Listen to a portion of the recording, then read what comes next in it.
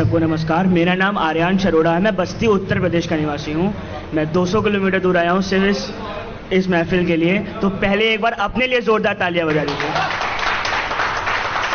मैं two liner के साथ एक स्टार्ट करूंगा कि आसमान में तारे कितने हैं।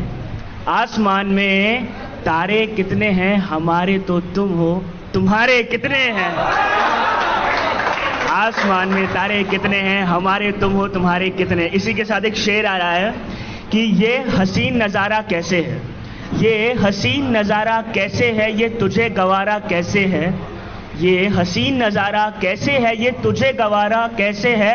दो कान दो आंख एक मुंह है औरों की तरह, फिर भी तो इतना प्यारा कैसे है, फिर भी तो इतना प्यारा कैसे है। अब एक और ये कुछ जो मतलब के लिए होते हैं उनके लिए कि कुछ लोग मेरी जिंदगी में ऐसे हैं, कुछ लोग मेरी जिंदगी में ऐसे हैं जो साथ हैं मेरे क्योंकि मेरे जेब में पैसे हैं। अपने मतलब के लिए आके पूछते हैं आप कैसे हैं। मैं बोलता हूँ मतलबी हूँ, नीच हूँ, एकदम आपके जैसे हैं। मतलबी है, नीच है, एकदम आपके जैसे हैं। ये अब जो अगला शेर आ रहा है, ये शेर हमारे ज़माने में लोग नहीं समझते हैं कि औरतों की क्या महत्व है।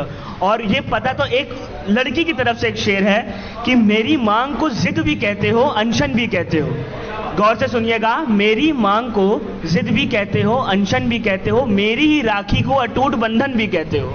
मेरी मांग को जिद भी कहते हो, अनशन भी कहते हो, मेरी राखी को अटूट बंधन भी कहते हो। जाओ तुम ना समझो से नहीं लड़ूंगी मैं, जिसे लक्ष्मी कहते हो उसे पराया धन भी कहते हो, जिसे लक्ष्मी कहते हो उसे पराया धन भी कहते हो। अब एक नज्म आ रही है, ये नज्म गौर से सुनिएगा। इस नज्म का कोई टॉपिक नहीं दे सकता क्योंकि ये नज्म ही भटकी हुई है। अगर जाता तो किधर से निकल के, अगर भैया सुनिएगा, अगर जाता तो किधर से निकल के, घूम के यहीं आता जिधर से निकल के। और छत से दुनिया बहुत हसीन लगती है, असलियत पता चलती है घर से निकल के, असलियत पता चलती है घर से निकल के। और खुशियाँ एतबार प्यार जैसे ख्याल, खुशियाँ एतबार प्यार जैसे ख्याल निकल जाते हैं सर से निकल के। दर्द अंदर ही अंदर आज को खा जाता है, दर्द अंदर ही अंदर आज को खा जाता है। कुछ लोग नहीं आ पाते अपने कल से निकल के। मंदिर के बाहर दुनिया बहुत अलग है भगवान, मंदिर के बाहर दुनिया बहुत अलग है भगवान। लोग पापी बन जाते हैं तेरे दर से निकल के। अंधेरे में हूँ पर खुश नहीं हूँ, अंधेरे में हूँ पर खुश नहीं हूँ मैं, पर कुछ कर भी नहीं पा रहा अपने डर से निकल के, पर कुछ कर भी नहीं पा रहा अपने डर से निकल के। अगर जाता तो किधर से निकल के, घूम कर यहीं आता जिधर से निकल के। ऐसी एक और भटकी नज़्म, मैं भटकी नज़्म में लिखता हूँ, मतलब जिसका टॉपिक मैं खुद नहीं बता पाऊँ। अपने अब मेहमान लगने लगे हैं, अपने अब मेहमान लगने लगे हैं, फ़र्ज़ अब एहसान लगने लगे हैं। सबसे थोड़ा ज़्यादा जीने की आरज़ू है, शायद इसीलिए लोगों को नादान लगने लगे हैं। अपने अब मेहमान लगने लगे हैं, फ़र्ज़ अब एहसान लगने लगे हैं। सबसे थोड़ा ज़्यादा जीने की आरज़ू है, इसीलिए लोगों को नादान लगने लगे हैं। क्या बेवफाई का दुख, क्या अकेलेपन का एहसास, क्या बेवफाई का दुख, क्या अकेलेपन का एहसास, सारे दर्द अब एक समान लगने लगे हैं।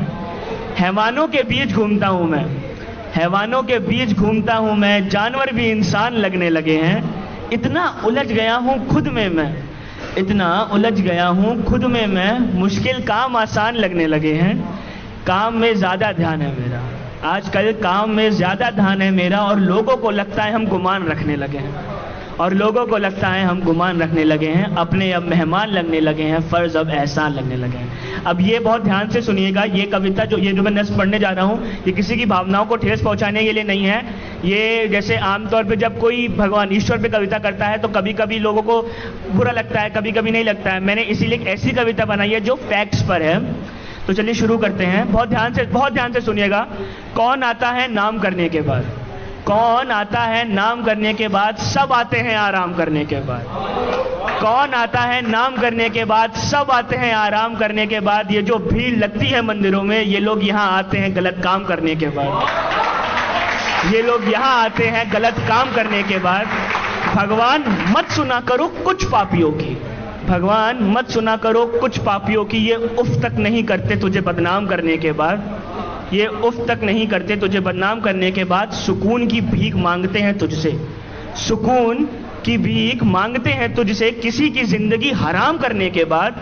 मत सोचो इनके दिल में श्रद्धा है आस्था है, मत सोचो इनके दिल में श्रद्धा है आस्था है, तुम चले जाते हो इनके जहन से अपना काम करने के बाद।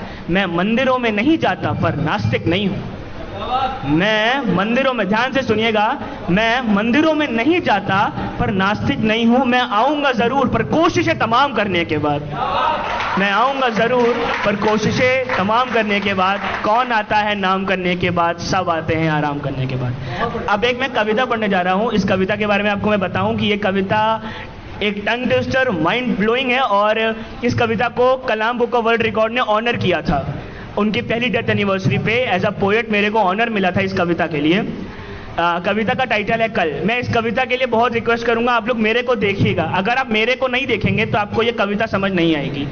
आप मेरे को देखिए और इस कविता का आनंद उठाइए और इस कविता के बीच में दाद मत दीजिएगा।